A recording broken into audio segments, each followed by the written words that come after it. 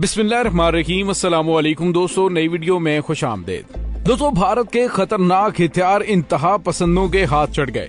पाकिस्तान पर मिसाइल हमला गलती नहीं बल्कि जानबूझकर किया गया। भारतीय इदारों ने हमला करने वाले को पकड़ लिया। सुपरसोनिक मिसाइल कैसे उनके हाथ लगा, दुनिया हक्का बक्का, भारत पूरी दुनिया में बेनकाब हो गया।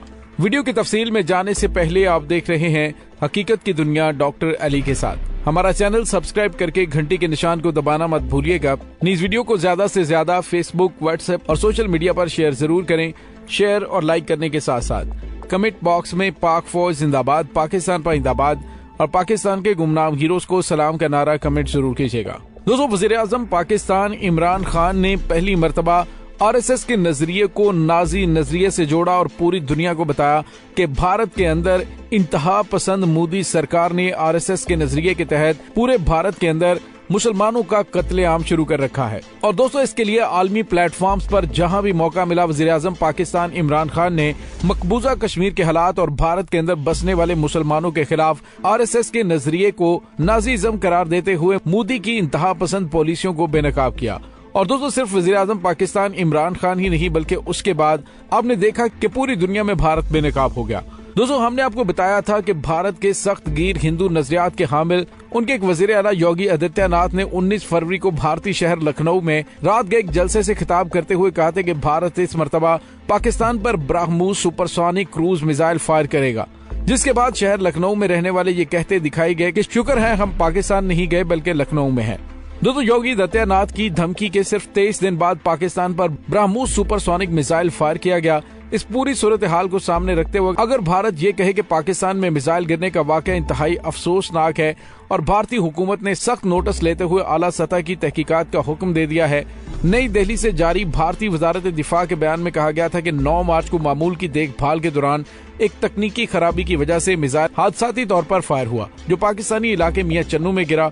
हुकूमत ने संगीन गलती का सख्त नोटिस लिया है। भारतीय वजारत दिफा ने कहा कि वाकई में किसी इंसानी जान के नुकसान न होना इंतहाई बाइस इत्मीनान है, लेकिन सवाल यह है कि यह हादसा कैसे हो सकता है। योगी आदित्यनाथ ने भारत की जानिब से ये ऐलान तो 19 फरवरी को कर दिया था कि पाकिस्तान पर ब्रह्मोस सुपरसोनिक मिसाइल फायर किया जाएगा, इसलिए ये कहना कि भारत का मिसाइल हमला एक गलती था, ये दुरुस्त नहीं है। दोस्तों, वजीर खारजा शाह महमूद कुरैशी ने एक बयान में कहा कि ये दूसरी मर्तबा पाकिस्तान की फिजाई हुदूद की खिलाफ वर्जी हुई है। हम इस हरकत को भारत की तकनीकी नाकामी कहें, जारहियत या बदनीयती कहें, हकीकत यही है कि ये वैसी ही जारहियत की गई है जो इससे पहले फरवरी 2019 में भारत ने पाकिस्तानी कश्मीर पर हमला करके की थी। दोस्तों, इस पूरी सूरत हाल पर पाकिस्तान में वज़ीर-ए-आज़म के कौमी मुशीर मोइद यूसुफ ने हसास टेक्नोलॉजी को संभालने की भारत की सलाहियत पर भी सवाल उठाते हुए मामले की तहकीकात का मुतालबा किया और ये मुतालबा एक भारतीय मिसाइल के पाकिस्तान में हादसाती तौर पर गिरने के एतराफ के बाद सामने आया।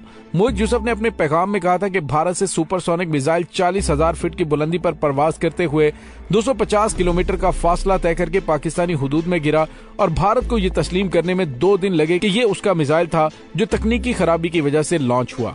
दोस्तों, पाक फौज का कहना है कि 9 मार्च को एक तेज रफ्तार चीज भारत से उड़ती हुई पाकिस्तान में दाखिल हुई और मियां चन्नू के इलाके में गिरकर तबाह हुई।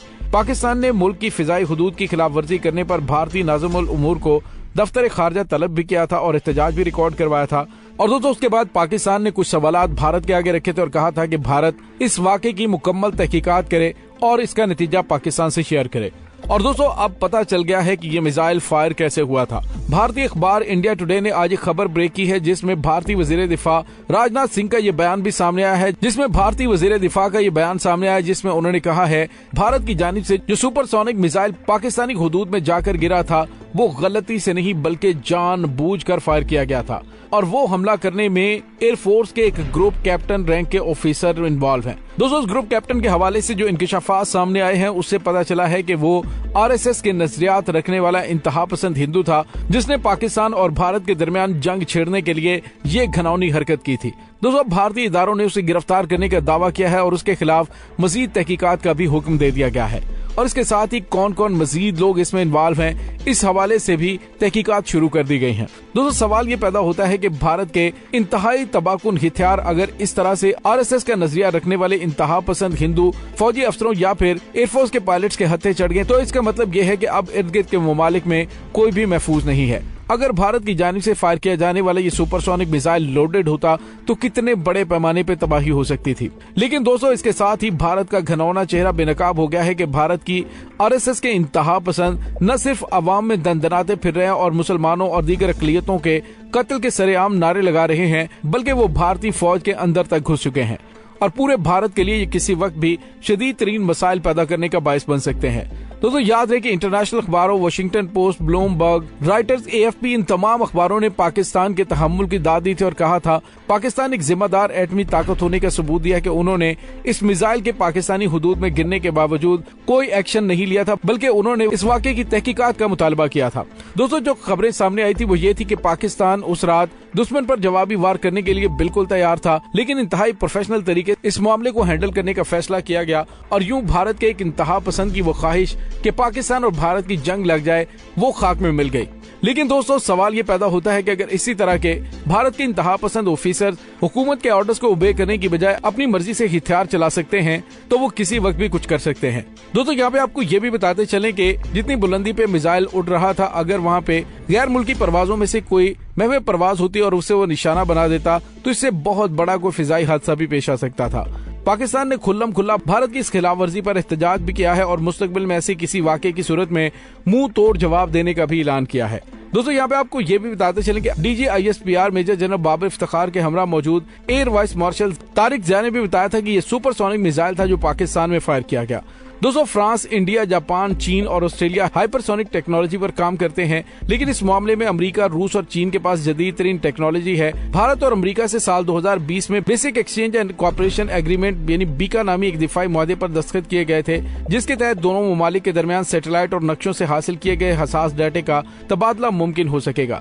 लेकिन ये सब कुछ दिखाने के लिए था। इस मुआहदे के तहत अमेरिका ने भारत को कौन कौन सी टेक्नोलॉजी दी, वो एक अहम सवाल है। इस मुआहदे के बाद ही भारत ने मिसाइल तजर्बात में इजाफा किया था और उसने इसराइल से भी 6 से 7 अरब डॉलर का असलहे की खरीदारी की है।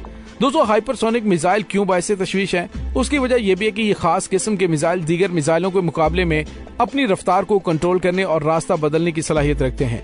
ये रवायती क्रूज मिसाइलों के मुकाबले में बहुत तेज रफ्तारी से चलते हैं। बहुत से लोगों का ख्याल है कि वो दुश्मन की नजरों से छुप सकते हैं और एक बड़ा खतरा बन सकते हैं, लेकिन पाकिस्तान ने इसे भारत में अपनी बेस से उड़ने और उसके तबाह होने तक उसको ट्रेस किया था। तो ये दावा तो ब्रह्मोस के बारे में गलत हो गया कि उसको ट्रेस नहीं किया जा सकता। दोस्तों, इसके बाद जब ये खबरें सामने आई हैं कि भारतीय एयरफोर्स का एक ग्रुप कैप्टन इस मिसाइल हमले का जिम्मेदार है, तो उसके बाद भारत के अंदर भी खौफ पैदा हो गया है कि किसी वक्त भी किसी हमसाया मुल्क के खिलाफ उनकी गैर एलानिया बगैर तैयारी के जंग शुरू हो सकती है। दोस्तों, यहाँ पे आपको ये बताते चले कि ना तो ये टेक्नोलॉजी खत्मी है और ना ही ये दौड़ कभी खत्म होगी।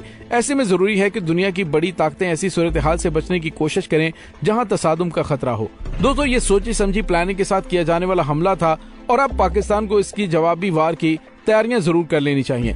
भारत इसको गलती कह रहा है तो आलमी बरादरी को इसके खिलाफ कार्रवाई करनी चाहिए ताकि भारत को लगाम दी जा सके।